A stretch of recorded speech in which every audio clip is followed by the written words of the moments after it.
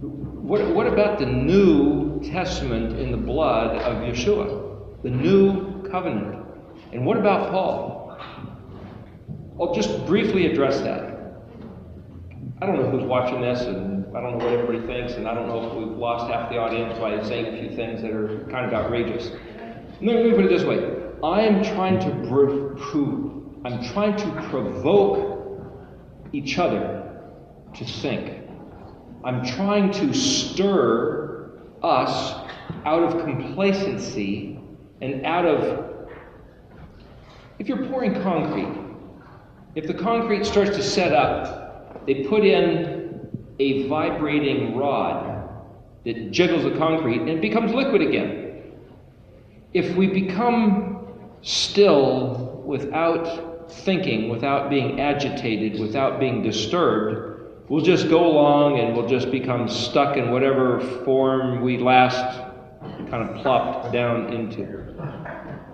I'm trying to use this class as a way to provoke agitation. If somebody's disturbed by what I said earlier, I'm glad. That means you were listening. Now, you can disagree with me. Anybody out there, but before you throw rocks, go back and read your scriptures. And instead of reading them in English, Greek, or Latin, try reading them in Hebrew. Paul, a friend of mine, who's an evangelist on the streets of New York, said, it struck him one day. Paul said, follow me as I follow Mashiach, the Messiah. He said, wait a minute, both Jesus and Paul were Orthodox Jews, rabbis, teachers, exalted great ones, which is what Resh Bet, rabbi, means, my teacher, my great one. Why should Christianity, which supposedly came out of the teachings of Paul and Yeshua, why should it be a different religion? If the founders of the religion were Orthodox Jews, shouldn't the religion look like Orthodox Judaism? Question is, what's Judaism and what's Christianity? What's it become? Who's responsible? On and on. I'm trying to provoke the thinking, the debates, the deliberation. I'm trying to entice us with light that has been obscured, and because of scriptures that I've read in the very Old Testament itself, where Yahweh said, because you guys didn't want the truth, I'm letting you believe falsehood, lies, and unclarity.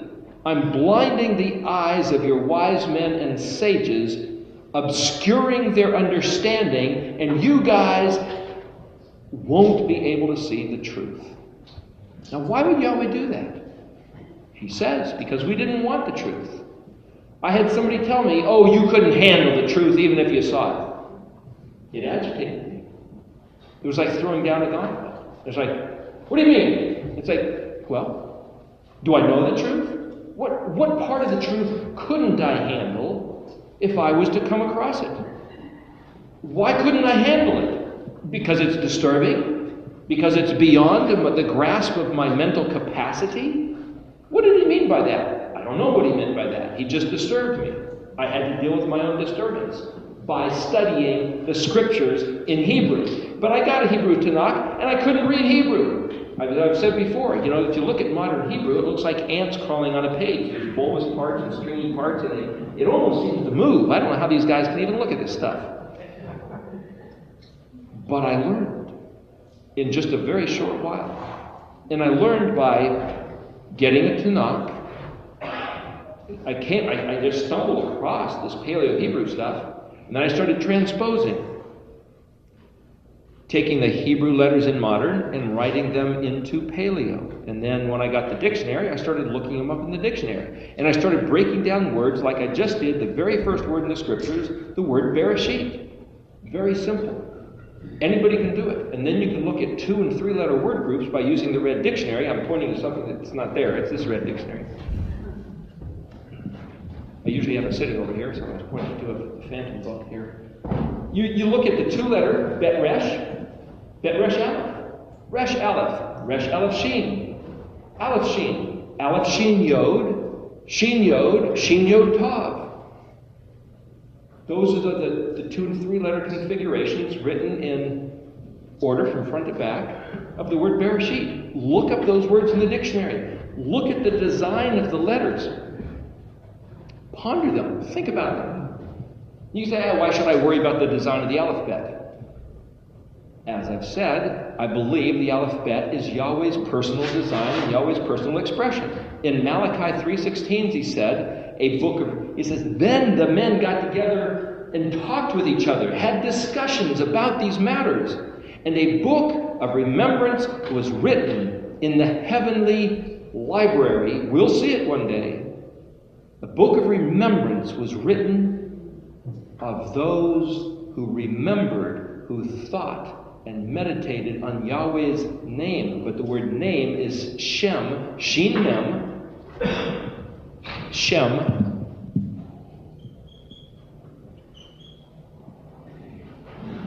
And as I've said, every alphabet letter is his Shem, which also means fame, renown, reputation, occupation, the stuff you're concerned with. Every letter of the Hebrew alphabet is the stuff Yahweh's concerned with. He designed it. How do I know that? Because it's keyed to the pattern of the Mishkan, the 7 days of creation, and the 7 festivals. Those things embody him. They're his expression. But wait a minute, who's the Resh? Who's Mashiach? We sing songs in Christian church about, I only want to see your face. I only want to know you better. And what did he give us? The Shabbat. You keep the Shabbat every 7th day on the day that he said, you'll know him better, because something about the Shabbat is his expression. You keep the 7 festivals that he said, and somehow you are walking in his shoes. You're doing him. You're doing the dance, the pogo. You're doing the dance of the this, the that. You keep the 7 festivals and you're doing the dance Yahweh. So on this picture right here, there's like this, like those Arthur Murray dance steps, where you take the well, here, if you look real close, it starts off like just a little line. There's 6 lines and then a double line. And then there's a footprint. And then there's like a tennis shoe. And then there's like a hiking boot. 6 and then a double line. It's like as you progress through your life, as you walk and you grow and you develop, you take 6 steps and then you stop on the 7th. That's the pattern. That's the Shabbat pattern. It's embedded in this pattern right here under the pay. If you look in Deuteronomy 4:29, as we talked last week, he was talking about Deuteronomy is a rehearsal of everything that just happened near Moshe's death. It's the Kuf view, the overview. And he says, you're going to be scattered. Israel, you are, because you profaned the covenant, you annulled the covenant, you obliterated it, you blew it off because you didn't want to hear, you didn't want to pay attention, you wanted nothing to do with it. Fine, I'm going to scatter you. But from there, where you're scattered across the face of the earth, like dust in the wind, it says, you will seek Yahweh El-Heka, which is Yahweh your Elohim, and you will find him if you search for him with all your heart and soul. When you are in distress and all these things have befallen you, at the end of days, I think that's where we're talking about now. You could make a list probably of the distresses that have befallen humanity, certainly in the last 2,000 years, if not the last 10 years, if not the last 4,000 years or 3,500 years since Moshe wrote this. You will return unto not the Messiah, not the doctrines of your forefathers. It says, you will return to Yahweh El-Heka. You will return to Yahweh your Elohim. So when I say, or when I have said, to make it clear, Yeshua never told us to worship him. He came as the expression of Yahweh and said, worship Yahweh, return to Yahweh. And I've heard it said by my family and friends who are Christians, they said, yeah, but he didn't deny worship, especially after he rose from the dead. Even Thomas said, my Lord and my God. But the question is, does Thomas, or what Thomas was reported to have said, determine what I do? Or is what Yahweh said determine what I do? Now, Thomas may have been blown away. He might have even been accurate. But Yahweh said, have no gods of others, no other deities. What he said was Elohim Akri. We went through this one other week, and I'll try to do it again, because this is like, I'm just expressing the things that I have found that have disturbed me greatly. And so I'm trying to pass the disturbance on. Hopefully it'll disturb whoever's watching this. If you see this phrase, gods of others, and you think, oh, that's the other guy's God. The other guy's the pagan. The other guy's the heathen going to hell. But we're right. And we know we're right. We're going to heaven. See you there, or maybe not.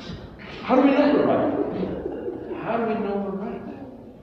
This phrase, Elohim Achrim, is Aleph, Lamed, Hey, Yod, Mem. Elohim. Well, that's the same word that's translated God, or plural, because there's no capital letters in Hebrew. But it's also the word translated G-O-D. It's the word Elohim. And it means mighty ones, but it's also strength and power. And Elohim, Yod Mem, is this pluralized ending. So Eloi, without the M, literally means my God. Eloi, or Eloi. Elohim is translated typically as gods. Now the word Achrim, Aleph, Het, Resh, Yod, Mem. On and on, Yahweh says, you better not have Elohim Achrim. And if you see this phrase and you recognize it when you're reading through the Hebrew, read what Yahweh says concerning his people going after Elohim Achrim. It's the foundation of all the trouble. He hates it. He loathes and is jealous and zealous over his people going after these guys. And so I tried to sit there and say, what is an Elohim Achrim? Well, Elohim is pretty simple. It's powerful. One way to read that is simply powerful, but it's also, as I said, translated God or God. But what's this Achrim? Again, a Yod Mem is a plural ending, but it might not just mean plural like multiples, but this is the word translated others. This word is literally translated as meaning the word others. If you look in the Ten Commandments, he says, you will not make any Elohim Achrim al Panei. Ayin, Lamed, Dash, Pei, Nun, Yod. Well, al Panei, it means before my face. That's the way the translator said. Don't stick any of these things in my face. But the word Ayin Lamed is a yoke, as we discussed before. It means connected to, in reference to. If you look in the Red Dictionary, it means above, at, on, beside, next to, against, concerning, because of, in spite of. It's one thing in direct reference to another. And when he said he has exalted his word above all his name, it's Ayin Lamed, Kaf Lamed, Shem, me, Shemo, actually Shemel, his name. Yoked to the entirety of his name is his word. That's the word Ayin Lamed. It doesn't necessarily mean, oh, that's those other guys. What he says is, do not have Elohim Achrim al Panei, yoked to my face. Who's Jesus Christ? Doesn't he sit right next to the Father? Is he yoked to the face of Yahweh? Isn't he the expression of Yahweh's face? He's Aleph Het is the word brother. Het Resh is a noble man. Het Vav Resh is where we get the word for white, like white-headed. It's the English word. Have you ever heard hoary-headed? What that means is white-headed. What does hoary-headed mean? It comes right out of Hebrew. It means an exalted one who appears with nobility. And the word Resh Yod Mem is where we get the word for the reem ox. Julius Caesar, as I've said before, is reported to have killed the last one, put them extinct. But they were huge. Kind of like a big blue ox of Albania, right? This huge ox was a reem. It's where you get the word Resh Mem, is where you get the word Rome, or Romulan, the big tough guys of the Star Trek fame. See, everything's embedded with Hebrew. Resh Mem is a big, mighty one. Reem is the ultimate big, high, mighty one. Het Resh is a noble man Chet, Resh, Yod, Mem is a huge, big, exalted, noble man, and an Aleph, Het is a brother. Now, if Yeshua came as the son of Adam, wasn't he one of our brothers? But did he come as the son of Adam? No, he wasn't his son. Well, oh yeah, genetically, if he's born through a woman, he's the son of Adam, the son of man. But see, in Hebrew, the word bet noon is the word son. Bet noon. And we've talked about if it's bet yod noon, being, it means between. It also has to do with construction. If it's bet noon hay, and if it's a bet vav noon, bone, there's these different forms of the word. You have the yod and the vavs, but look at the dictionary, and there are all these different things. It has to do with thinking and understanding. It has to do with like the bones, the structure, the physical form of. Tabanith. I'll say it once again. We've said this a few other times, and I apologize for the mistake on the chart. Didn't find it until it was too late. This word right here in the middle, the Mishkan pattern. The word pattern is spelled tav, bet nun yod tav. This says bet nun tav yod, tabanti instead of tabanit. The point is, you can say it's just displacing two letters. Bet nun yod is translated, bet nun yod, as my son or children. The tav in the beginning and the tav at the end of the word tabanit are the signs of the covenant. You could say, well, two signs of the covenant. Could that be the original covenant and the renewed covenant? Perhaps. What does it mean to be renewed? The word is Chadesh. Brit Chadesh is the New Testament in Hebrew. Brit is covenant. Chadesh is like Rosh Chadesh. It's the new moon. The moon is not made new every month. We know, because we know about science and astronomy, that every month the light of the moon reappears. The light of the moon waxes full, then it wanes, it disappears, then it comes back again. And the concept of Brit Chadesh, Chadeshah, is the re-displaying, the re-waxing, the re-enlightenment of the covenant. What I'm maintaining is that these 22 letters are the covenant. And as I was explaining during the break, there's 3 lines down here on this chart. Exodus 20, that's the 10 Commandments. Jeremiah 31, that's in the Old Testament, the one place where the new covenant is talked about. Jeremiah 31. And Daniel 12, which has nothing to do with either the 10 Commandments or the new covenant. The point is, if you know the meanings of the Hebrew letters, you can break these down, sequentially segment them, and they fit the pattern of the alphabetic sequence. That's why I got these 3 things on here. What I'm saying is that the message is in the pattern, and the pattern of the alphabet conforms to the Mishkan itself, which maps to the 7 days and the 7 festivals. Therefore, the meaning of the letters find their true interpretation in the articles of the Mishkan, which is the same pattern as the 7 days of creation, which is Yahweh's design, which is as are the festivals of the 7 festivals listed in Leviticus 23. Those things are all of Yahweh's design. Therefore, the alphabet is of Yahweh's design. Therefore, the Mashiach, who embodies these letters, is of Yahweh's design and is only the expression of Yahweh. Any other interpretation other than the true meaning of what Yahweh said is not the truth. The plumb line is the fact that you read the Torah in Hebrew, you'll see the truth of who the Mashiach is. But Greek changes it, and you can see right here up on top that the meanings of the Greek words they're similar but different, and then Greek became Latin, which became English and all the other languages we know of, the Semitic languages. But if you want to know the truth, it has to go back to the Hebrew.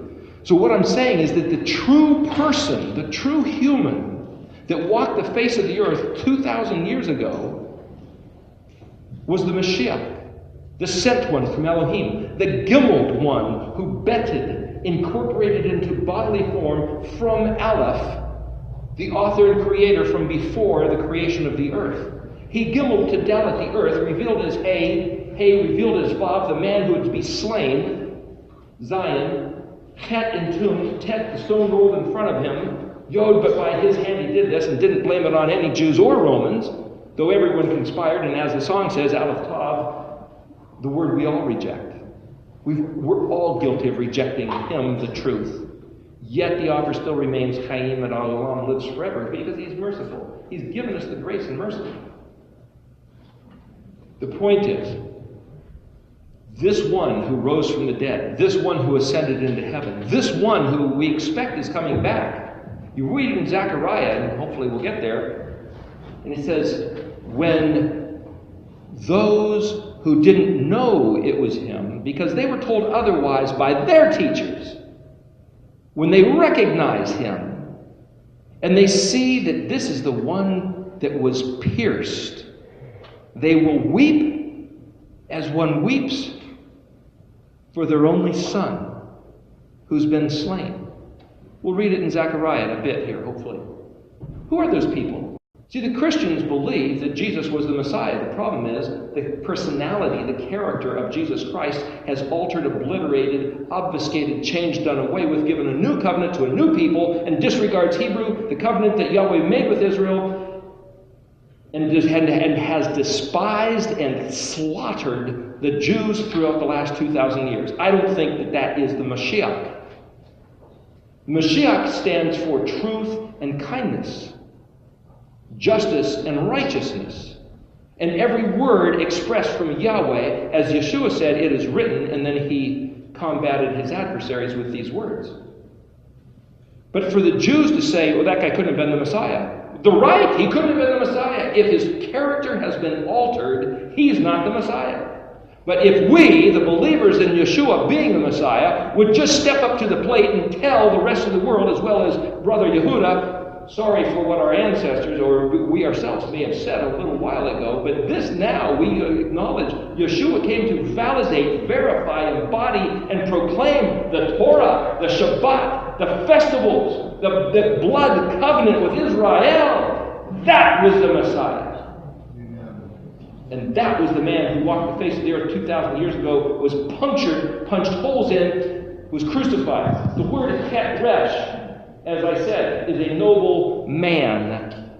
But Resh is to be punched holes in. Yeshua was the noble man that was punched holes in. But the Elohim Achrim, the conglomeration that Constantine gave us, blended with pagan deities and ideologies and philosophies, is not Yeshua, who is Yahweh in the flesh.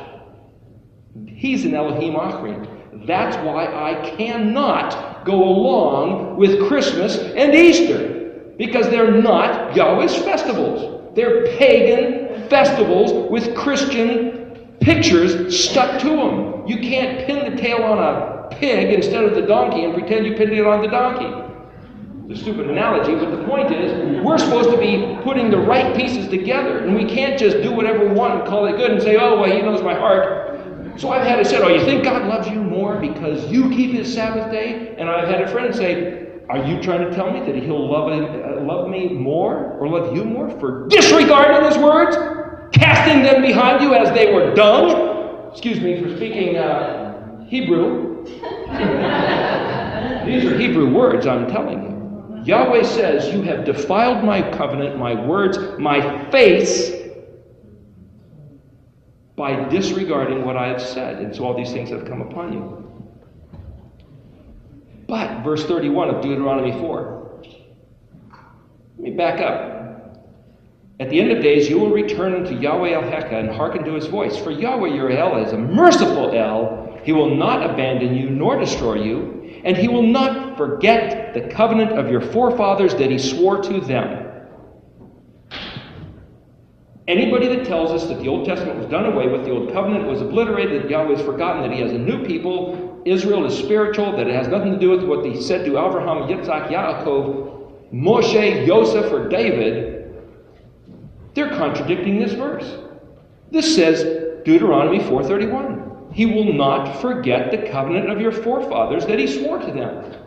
This class is about coming back to that covenant. If somebody else wants to think they have, pretend they have, or falsely construct a new covenant, With some other deity, that's up to them. They can do what they want. If the Christians say they have a new covenant, maybe they do. Like I said, if you have a covenant or a contract with the newspaper boy, then don't throw the newspaper into my wife's rose bush, or I'll punch you in the nose. But if you throw it on my front porch, I'll give you $5. That's a covenant. It's a deal. It's a contract. If the Christians have a contract with Yahweh and it's different than the one with Israel, it may be the contract of a steward, a servant, but the contract with Israel is the wife, the betrothed. And I'm not going to say that the contract with the servants is not valid, but it's not the covenant with the wife. And they want to claim to be the bride of Christ. I don't know who they're talking about. This is the ketubah, the brit, the covenant with Israel and Yod-Heh-Vav-Heh. And if anybody doesn't want to be part of that, they don't have to be. But now they got to figure out how valid are the terms they propagate to everybody else. These terms are validated by every word of these scriptures. The point of learning Hebrew is to come back to these scriptures and say, what did he say? Because I have found my teachers to be either wrong, ignorant, or liars. And I can't tell the difference between the three because the words just don't match up, and that's the point. If the words don't match up, what is my standard of evaluation? These words. These words. And Yeshua, the Resh man, is these words made flesh. And so then we see, what about the book of Revelation? Who did John see coming in the sky, exalted? That referred to himself as El Shaddai. I'm El Shaddai. I'm the Aleph and the Tav, the beginning and the end. That was the voice coming out of this one that John saw in the heavens. What this picture here is somehow a picture of the elements of what John saw in the first couple chapters of the book of Revelation. He saw him coming in the sky. So you picture the darkness of outer space, and in the void of outer space, suddenly there's this brilliant, dynamic, explosive picture. And what he sees is a sword coming out of his mouth. We're told not to run with scissors, and this guy's flying with a sword in his mouth? I mean, what does that look like? You know, just try to picture it. Is it coming out of his mouth like this? Is he holding it like a pirate? Like, arr! You know? How does he see a sword coming out of his mouth? Your mouth, it's like, a big wide open thing. So here, there's a drawing. But it happens to be the Kuf view. You see this letter Kuf? The circle and the straight line?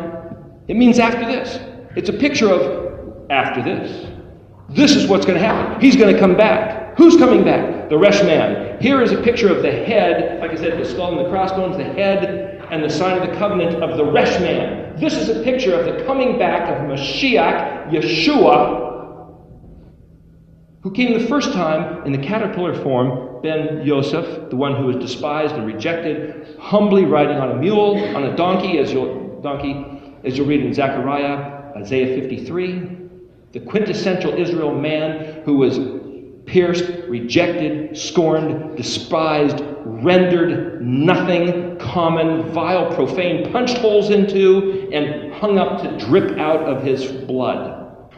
You see, that all describes the word spelled chet, lamed, lamed, halal, where we get the word hell. That's the 8th letter H and then 2 L's. The E is the vowel that's supplied. He was made hell because we made the Torah hell. Talked about this back the week of the Vav.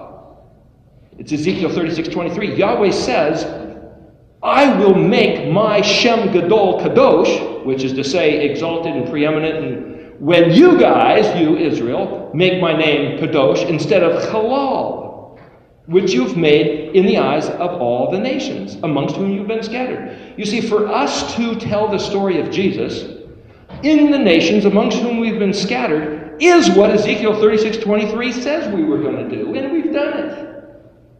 But Yahweh says, when, Israel, you guys start making my name Kadosh instead of Halal, that's when, I guess it's time, Yahweh will step up and do some astounding things. We've been waiting on him. He's been waiting on us. But we were under the curse of the 2,730 years until just last Sukkot, as far as we can render it. We can reckon with it. Zechariah talks about this. Daniel talks about this. If we're now outside the curse, what's our obligation? I'm not trying to put down the guy who was crucified. I'm trying to exalt him. In the eyes of Brother Yehuda, has been told lies about him from the followers of Jesus, who's led crusades across the face of the earth, slaughtering people in the name of the Vatican and the Protestant daughter whores of the book of Revelation, if you want to look at it. What did he see? Here's the Aleph, the beginning. Here's the Mem, the world, the orb of water, like a womb. And here's the Tav, the sign of the end, the sign of the covenant, the sign of, here's the beginning, here's the end. This is just like I said. I started, and I'm the guy who's coming back. I'm the guy who said when the call is made. I'm the guy who says this is the occasion. Aleph Mem Tav. Happens to be the word emet, which is truth. So here's a picture of the truth concerning the beginning of the end, the beginning and the end of the sent one. If you know what an SR-71 airplane is, it's kind of got the fuselage that looks like this, and these delta-shaped wings coming back, and you've got the two houses of Israel, the eyes of fire, the Vav, Yeshua, the man, the Vav, in the middle of Yod-He, Vav-He, the Torah, the righteous works of the saints, the two He's, the eyes of fire, the Sheen, El Shaddai inhabiting the praises of his people. He saw an emerald rainbow above the throne. I am the judge. The eye of the one he looked into, though it was eyes of fire, he's holding 7 stars. Play on the theme. If you're looking into somebody's eyes, and what would be reflecting? The lights that he was holding in his hand. So in the eye of that one up at the top, that's the letter Ayin, is the 7 stars reflecting in his eyes. The word star is kakav, which means like a fire extinguisher. Kakav that's one way to interpret what the word star means. And so as we said before, he saw him walking amidst the menorah, the candlesticks, and he had warnings to the 7 ecclesia, or the 7 kahal, the assemblies. Depends if you're reading or the churches, Greek, English, or Hebrew. And he says, I can put your light out.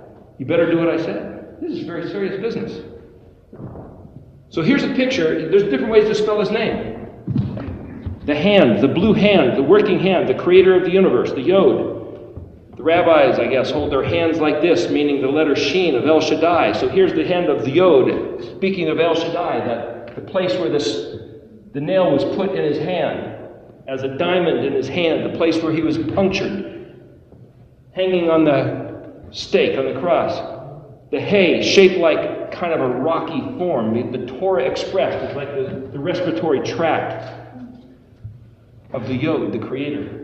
Vav, the handle. It looks like the handle of a sword. The hilt of the sword. The covering of the handle is like Yeshua being wrapped up in his people Israel. The 2 kingdoms, the northern and southern kingdom, Ephraim and Yehuda. Both of them like fletchings of an arrow, so that the arrow flies straight. The straight reckoning of who Yeshua is expressed in the 12 tribes doing righteousness.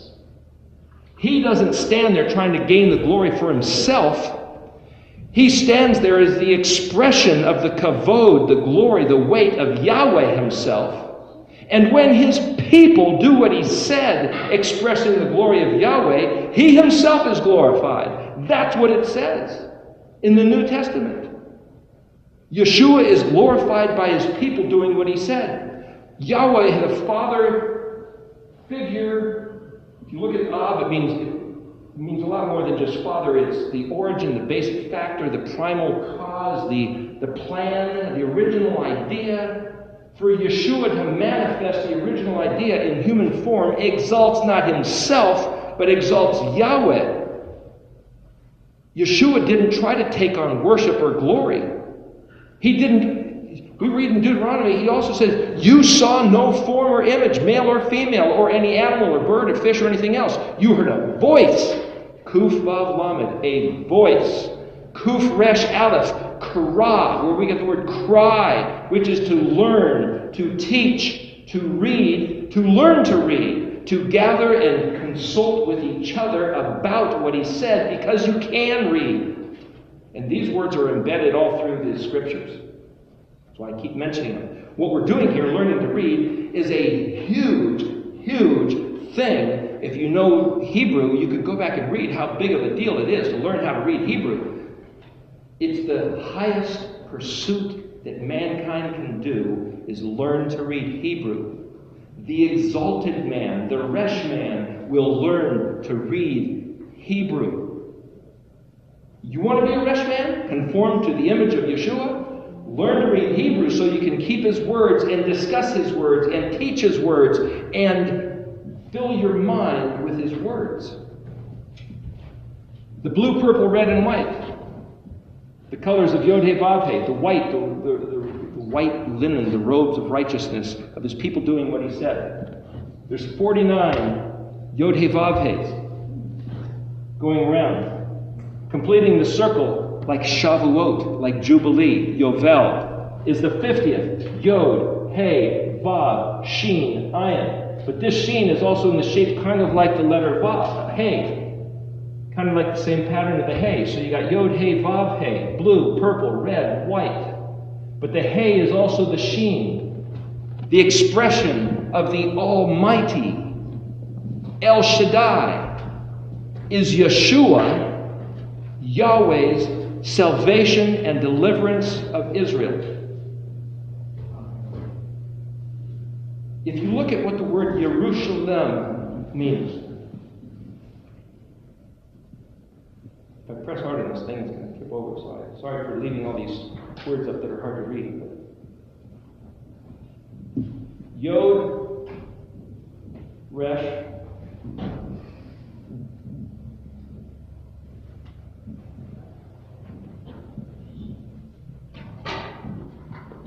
Yud Resh Vav Shin Lamed Mem, is that right? This word here, Rosh, very similar to Rosh, but it actually, in the dictionary, means venom, poison. Actually, Resh Alashim means venom. It also means poison. It's like, he will make Jerusalem a cup of trembling, it talks about in Zechariah. Shalem is where we get the word shalom, which is peace, but it also means full and accomplished. Yod means he will. Yerush, Yod Resh Shin, has to do with possession, inheritance, property.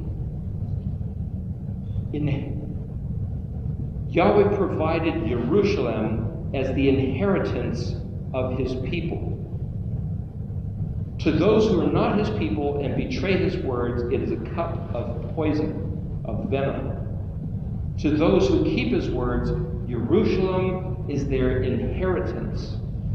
And it says, as we were, I believe, reading last week, that Israel is the inheritance of Yahweh himself. Put all these things together, you read in Zechariah, and I don't have time to go through every little detail, though I'd like to here.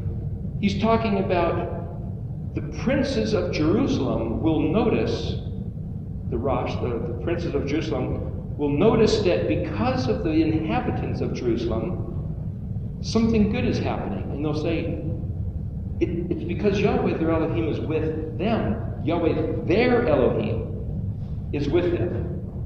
Yahweh talks about again favoring Israel. As a matter of fact, in Zechariah 1:17 and 2:16, Zechariah 1:17 and 2:16, it says, Yahweh will once again choose Jerusalem.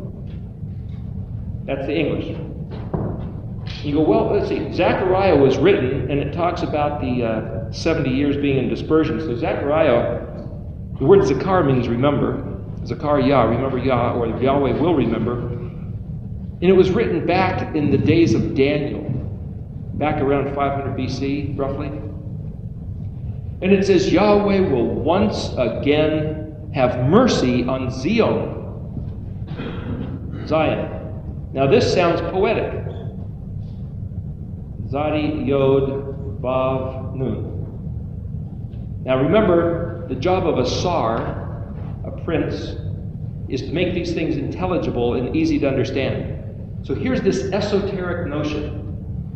Yahweh will once again choose Jerusalem and have mercy on Zion. Well, I'll tell you, you go to Jerusalem these days, and there's a sign that says Mount Zion up there, and you look around, and you can't see it. There's no real place called Mount Zion. There's another place called the City of David, which was Zion, and you look around and it's not like you're here, here's a sign, get your t-shirt, I've been to Zion, there's really nothing to see. But you see, it's all how you read the words. Yahweh will have mercy on Zion. If you think of it as being the place called Zion, what, Yahweh's going to pour out benevolence on the land, on the city? Well, he talks about that, doing good, but not for the sake of the land and the city, for the sake of the people that are doing his will, that live in the land. See, as we talked before, the letter Zadi has to do with the Ten Commandments and the Ark of the Covenant that was under the pillar of fire, pillar of smoke, like the question mark and exclamation point, and it's like a picture of Aaron's rod that budded, and the Zadi is Yahweh's stuff in pure form, lived out by a human doing righteousness. The word Zadi means righteous. Yeshua, the one dressed in white linen, doing the work and the words of Yahweh in the Torah, is the only Zadi, the only righteous one. Zadi Yod means my righteousness. Just like Zadi Vav is the word for precept upon precept.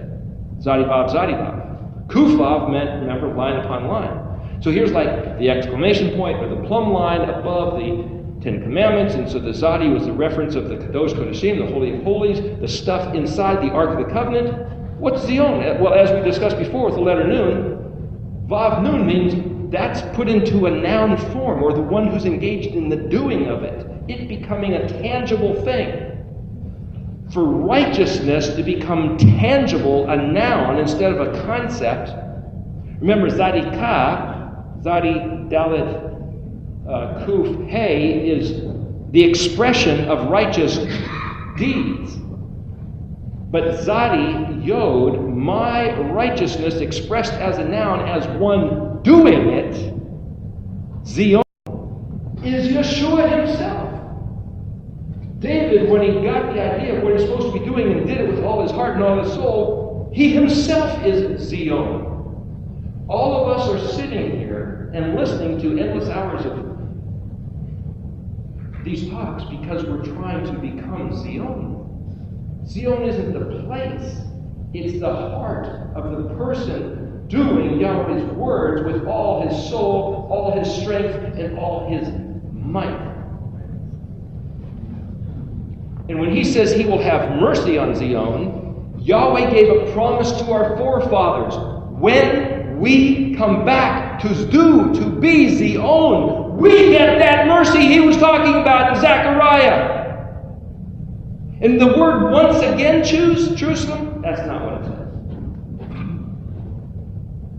Twice in Zechariah, and right in a couple of verses there, 3 times actually, it's translated once again. Well, gee, if this was written 500 years ago, and you see the Jews were able to come back and they were living in the land around 2,000 years ago, maybe that was the time he was referring to.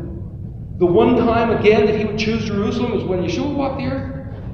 The word that's translated once again is Ayin Vav Dalet, Od. And as we talked about a couple weeks ago, it means repeatedly and forcefully. Again and again and again and again.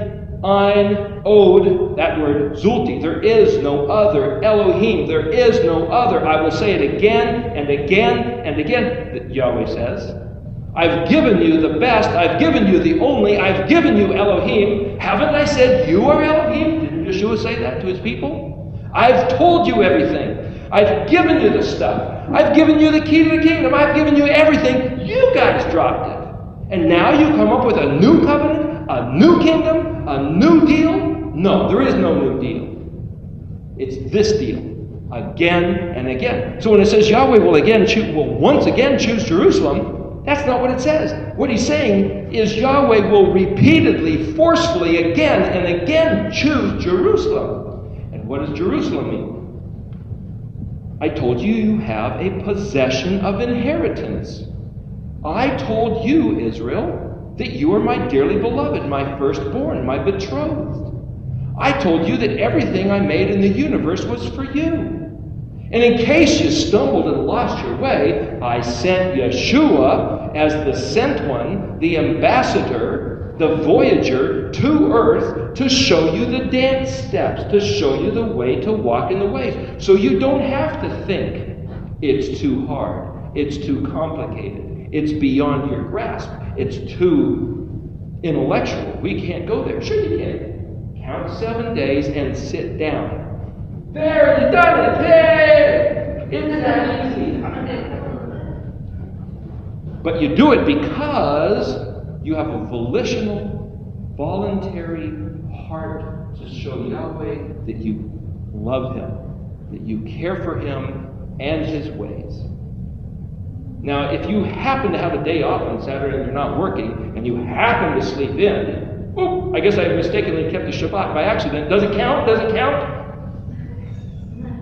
You have to do it volitionally. No, it doesn't count. You have to do it with the desire of your heart. In Zechariah 8:16,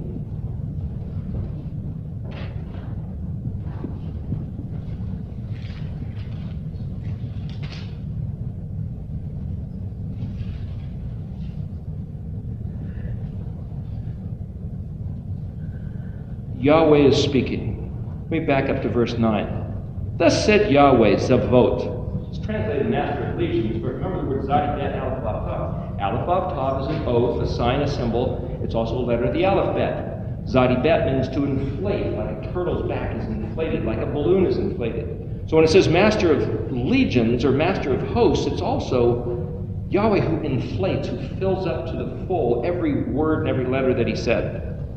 Which Yeshua Himself is, right? He made man out of the dust of the earth and breathed into him and inflated him. The Adam is the inflated dust of the earth with Yahweh's own breath. Yeshua is the Ben Adam, the structure, the building, the form of Adam. Going back to the pattern, Yeshua is the pattern in the dust, inflated with the breath of Yahweh, only speaking the words of Yahweh. Yahweh's a vote. Let your hands be strong, you who hear these days, these words from the mouths of the prophets. On the day that the foundation was laid for the temple of Yahweh, Master of Legions, the sanctuary to be built, for before these days people had no earnings. There were no earnings from animals. Those who traveled back and forth had no peace because of the enemy. And I, Yahweh speaking, I set every man against his neighbor. Yahweh is the source of the trouble. Don't blame the devil. But now, not as in earlier days, am I toward the remnant of this people. Nam Yahweh. That's that word. Nam Yahweh, the word of Yahweh. Master of Legions. For now the seed is of peace. The vine gives forth its fruit. The land gives forth its produce. The heavens give forth their dew. I have bestowed all these upon the remnant of this people. And it will happen that just as you, O house of Yehuda and house of Israel, had been a curse for the nations, that's what I was talking about earlier, so I will save you, and you will be a blessing. Do not fear. That's the word altira. And let your hands be strong. Chet Zion Kuf. Chazak, where you get the word Cossacks from in Russia, that slaughtered the Jews. For thus said Yahweh Zavot, just as I had planned to bring misfortune upon you when your forefathers angered me, said Yahweh Zavot, and I did not relent from doing so, as it says here in parentheses, so have I turned back these days and plan to benefit Jerusalem and the house of Yehuda. Do not fear.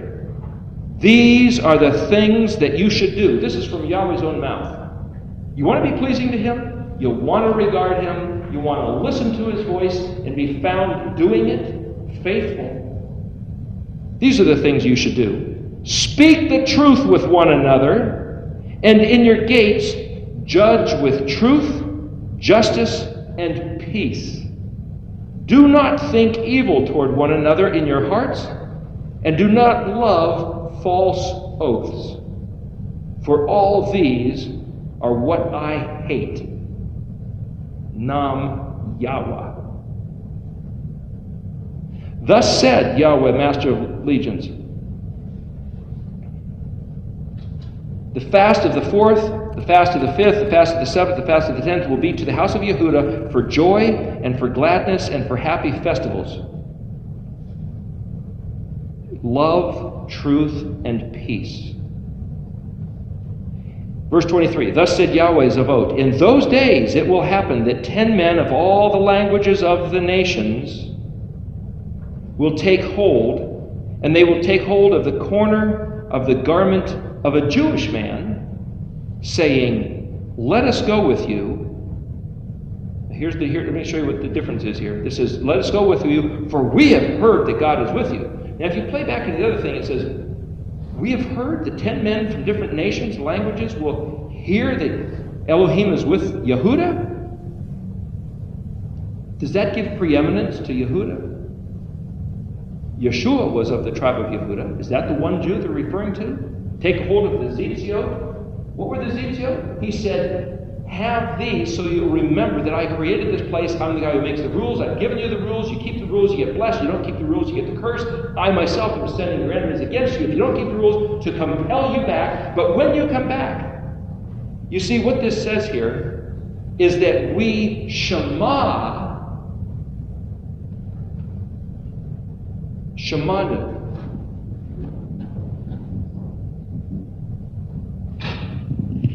Shin, this is bad. Shin mem ayin nun vav. We have heard. Shin mem ayin is to shema, to hear, believe, and do. Shin ma nu, this is the opposite of vav nun, which is one who does. Nun vav means our, or we. Does it mean we have heard? Or does it mean we observe? We shema. We hear.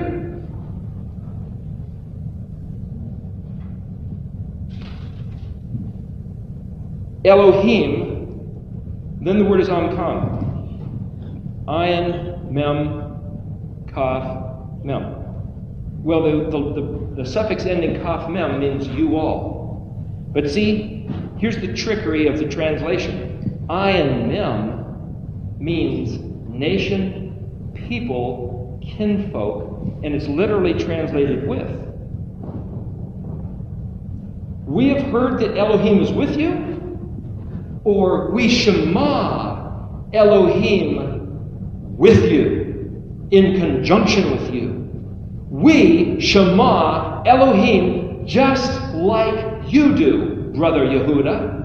We regard the meaning of the Zitziot. We regard his words. We know that the Mashiach was the one telling us to keep these words, and that if we keep these words, Israel will again receive the favor of Yahweh and receive the preeminence among the nations and bring glory and kavod and honor to the Shem of Yod He Vav He, just like you do, Yeshua, Yahweh. You see, the translation says it's the tribes unified in exalting the truth in love and peace and kindness and mercy. Why has the Christian armies gone across the face of the earth for 2,000 years slaughtering? Why? Did Yahweh send them because his own people have perverted his own ways? That's what these words say. But was it in the name of Yeshua, or was it in the name of Jesus Christ? Jesus Christ, we won't even talk about. We'll talk about the truth of Yeshua. Now there's a place talking about the priest of war that Rico Cortez talks about. This guy coming back, he said, make no image of him. This is not an image of him. This is a graphic rendering of his picturesque speech that he gave to John in the book of Revelation, the first 3 chapters. And when he comes back, it will be the most glorious, astounding, will be blown away. I didn't know how to make a stronger picture. It's the zakar, the memory, the remembrance. Zakar Yah. But zakar also means masculine. It also means men, or a group of men. It's also a tool for planting, opening up the earth and planting a seed. And when Moshe said, who is it that's talking to me? He said, Ehyeh Esher Ehyeh. But he said, Yod-Heh Vav-Heh is my Shem Zakar. From generation to generation. It's my name which perpetuates my memory throughout the generations. So for Yeshua to be the man, the Zakar of Yah, read the book of Zechariah. Go back and read it slowly a few times. I couldn't get to all the verses I wanted to. There's some stuff in there that ties right in with Deuteronomy, which ties right into the stuff that this class is about. I believe that we are on the threshold of what? Seeing Yeshua coming back in the clouds? Maybe. Seeing the restoration of the kingdom to Israel? Probably. Seeing the restoration of the great kavod, the glory, the exaltation of the kadosh Shem of Yahweh? I believe absolutely, because it's contingent on us to simply regard His words. And without His words, we couldn't. Yom Teruah, the heralding of the trumpets of the coming of the King, it's basically the word chayil, chet yod lamed. Chet yod is the word for life. Lamed is the shepherd staff of teaching and learning, the authority of the shepherd of life. The shepherd of life. Yeshua came as the good shepherd. Hail Yeshua! Ben Yahweh! The manifestation in the physical form, imparting life in the name of Yod-Heh